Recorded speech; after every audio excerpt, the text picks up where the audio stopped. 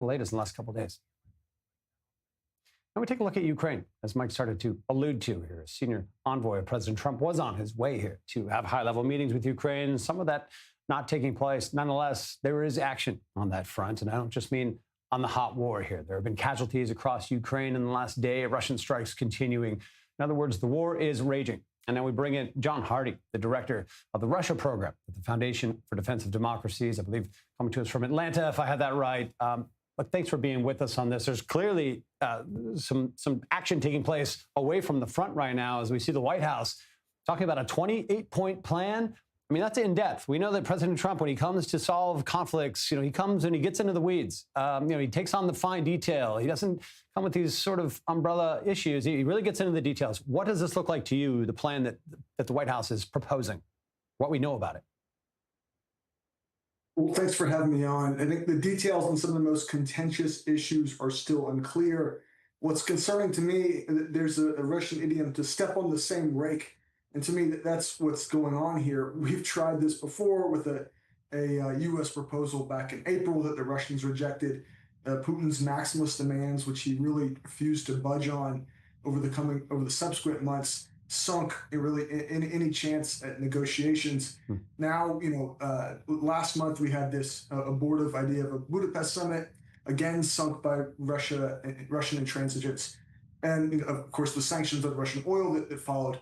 Now it seems like we're doing this all again with Envoy Witkoff and Kirill Dmitriev, the Russian Sovereign Wealth Fund chief, kind of leading the way.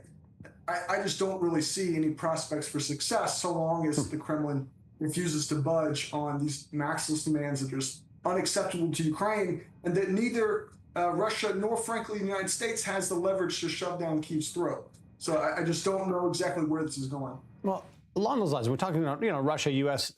specifically here. It appears, that ties have thawed, somewhat since Biden was president here. And I think we saw it on display at the UN Security Council this week around the Gaza plan. Russia didn't veto this. Russia came around to the U.S. position. We might not have seen that, say a year ago. But is this enough to give Trump this type of leverage to at least bring Putin to the table on his issues? I mean, might we go that far? There's a starting point here. The United States, at various levels, including the highest level, President Trump and Putin, they've tried negotiating with the Russians. And, President Trump has said publicly, each time he thinks he has a good call with Putin, he sees a bombardment against Ukrainian kindergarten or energy infrastructure. And Putin comes out with kind of like the same old maximalist demands. And there's a reason for that. And that's because Putin does not want to budge. He thinks he has the upper hand on the battlefield. He's overconfident in his military.